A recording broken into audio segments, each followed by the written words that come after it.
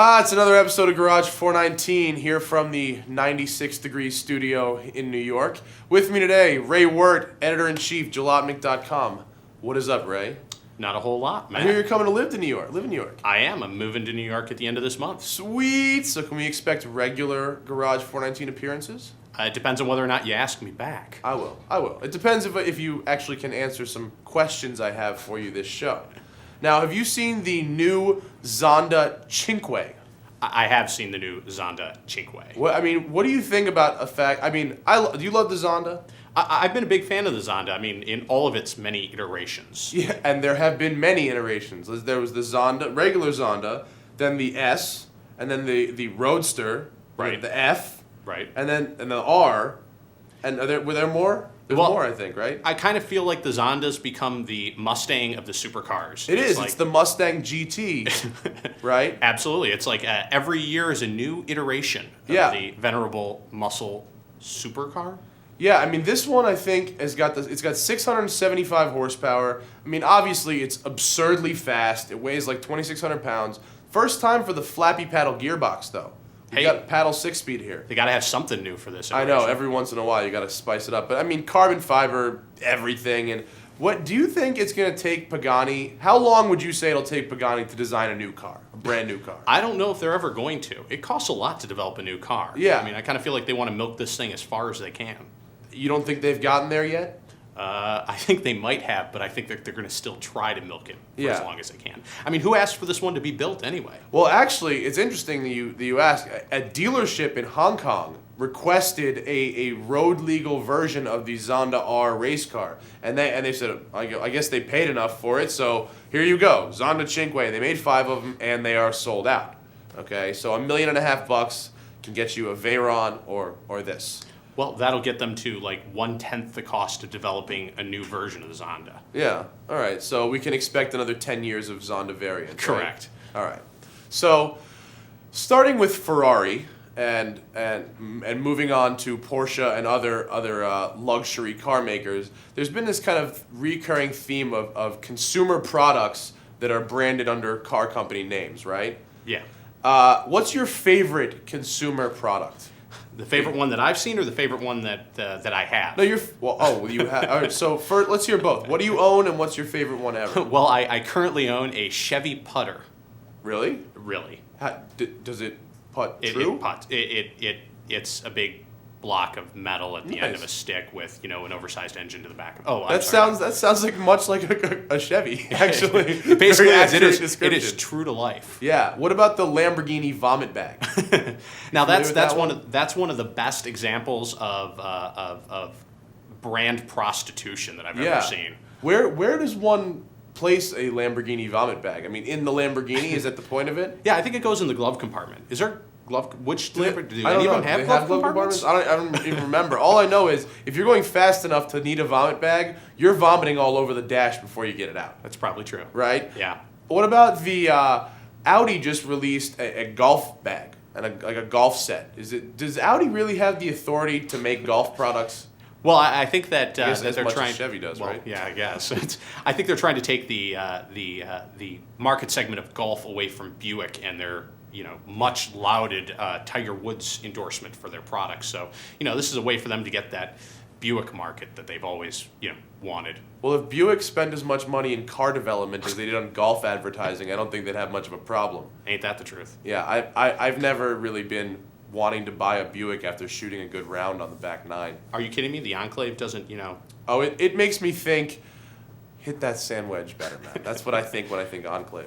If I hit the sand wedge better, I can get on the PGA Tour and buy something better than an Enclave. That's my idea.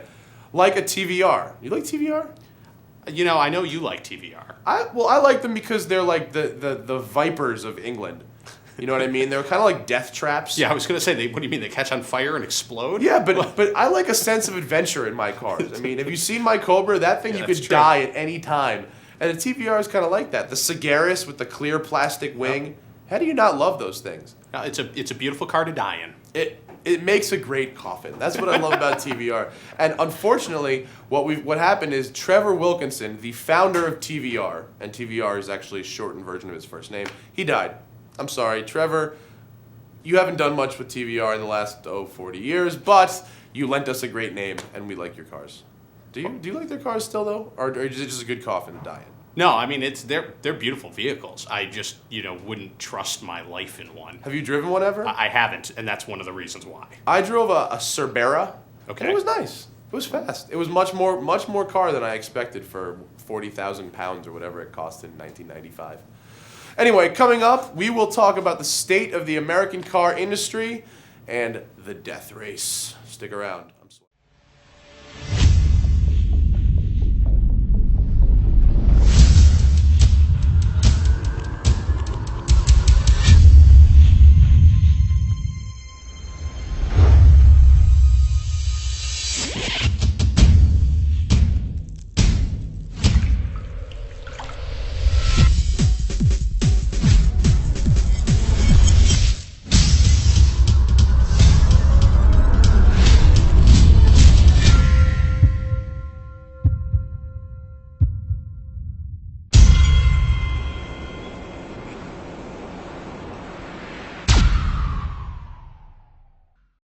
And we're back on Garage419 with Ray Wert, editor-in-chief of jalopnik.com, my favorite online car blog. I check it daily.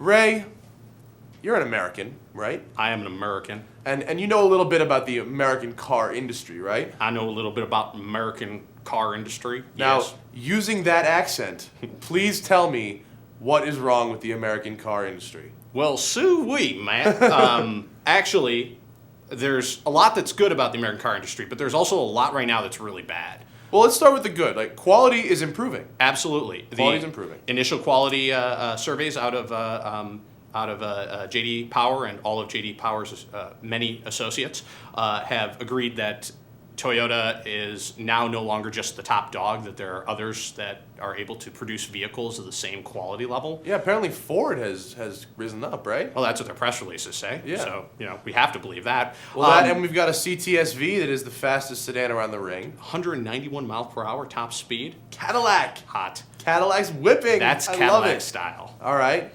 And now, is there some other good news hidden in there somewhere?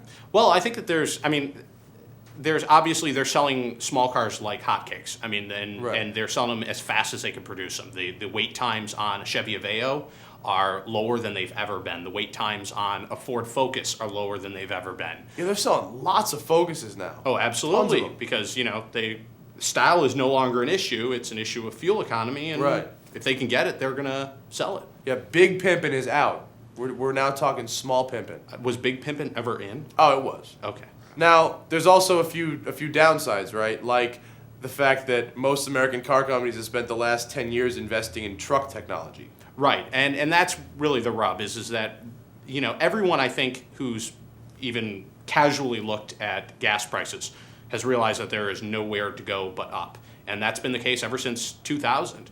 And even before that, it's not yeah. rocket science. In the 50s, gas is like 5 cents a gallon, and now we're in the dollars. And is this the hardest thing ever? There's a finite supply of gasoline. And to make an assumption that you're going to be able to continue filling your tank at the same price you've always been filling it is frankly ludicrous. Yeah. And the automakers have really bought into that, and they've sold that bill of goods to the American people. And it's not just the U.S. automakers; it's the foreign automakers as well. Take a look at the recent. What's the latest vehicle that's come out of Toyota? The Tundra. It sucks gas like no other. Right, and the U.S. automakers have been fulfilling that desire on the part of the American public to have large trucks and large SUVs. Yeah. The problem is that they weren't doing what was necessary in order to be able to plan for the future, which is spending money on research and development on small vehicles and fuel-efficient technology. So really, they've just sucked it. Yeah, if I was looking at a small car, I would just based on styling, feel, and drivability, I think I'd buy a Toyota or a Honda over an Aveo pretty much any day of the week, unless I had a real good incentive. Why, you don't like Korean cars? Well, Kimchi doesn't taste good? no, not particularly. Okay. I drove a Honda across the country. It wasn't fun. I can Let's understand just say that. So the point is the Americans need to really figure out how to make a really good small car and fast. Right, and Ford's working on it. They're trying to build the Fiesta, which is a microcar that supposedly is going to be able to drive as well, if not better, than the competition, and it definitely looks hot. I mean, it's I haven't at least seen a concept. a Fiesta. I remember the old Fiesta, Yeah, and that it was did look not nice. exactly a Fiesta, if you know what I'm saying. Yeah, there was a sombrero draped over a It was an weak. extraordinarily It was disgusting weak looking at car. best. Anyway, so basically, American car companies, get on the ball, man. We need your help here. Please Save- stop sucking hind tit. Thank you. I'm sorry, was I not allowed to say that? I just don't know what that means. Fair enough. All right, so apparently, I hear you were on the set of Death Race. I was. Tell me about Death Race. All right, well, Death Race is a movie that is coming out that, well, there's not a whole lot I can say about it other than the fact that Jason Statham is starring in it. And it's a race gonna for have, death. It's going to have at least 10 really amazing looking anti-pimped out cars. Tell us about the cars. Can you All tell right, us so about the cars? you've got an amazing Mustang that's going to be the hero car of the movie that is piloted by Statham. It's Frankenstein's machine, and it is just an unbelievably sweet looking car. It's really what the KR should have been. They're like, if but they no, had this really, is like you know- a Mad Max style post-apocalyptic car, right? Right, like I said, it should have been. It's exactly Oh, what okay. the KR should have been. Yeah, all right. So no chrome, but instead machine just, guns, you know, and, machine and guns armored and- cladding, and Yeah, looking very like it was put together with chunks of steel pulled off of the Titanic. nice. It's hot. That sounds fun. Do I'll drive want. that. So all right, so we've got a Mustang GT. What else do we You have? got everything. You've got a BMW, a Jaguar. You've got a Dodge Ram. You've got a 300C, and then you've also got There's like a semi truck too, right? There's a semi truck called the Dreadnought, which is just a machine gun wielding terror that is supposed to just rip apart cars in its All right. wake. And is this? Is there a race? Is this a race? There for is a something? race. There is a race. Now the original Death Race, there was Death Race 2000, right? Right. From the 70s, and that's where like you ever hear your friend, driving around, it's like, oh, cat, like 1,000 points or whatever. That's where that's from. It's Right. from where you're running over people and animals and stuff. You get points, but I've heard there's no points for running over people in the new one. From what I understand, there aren't. But I'm still surprised that they were able to get Sylvester Stallone able to count for that movie. But Well, it's not exactly PC to be running over pedestrians unless you're in Grand Theft Auto, I guess. it's not. I mean, not. I don't really live by the normal rules of Oh. society, but Okay. anyway, until next time, Ray Wert from jalopnik.com. Thanks for being on the show. Thank you for having me. As always, I'm Matt Farah, and as you could probably tell, I'm really hot, so I'm leaving. Bye. On the next Garage 419. You have a slide valve that opens and closes. See, with a steam engine like this, although it's only 2 cylinders, you have the same power impulses as you have on a V8. New episodes of Garage 419 Tuesday and Thursday.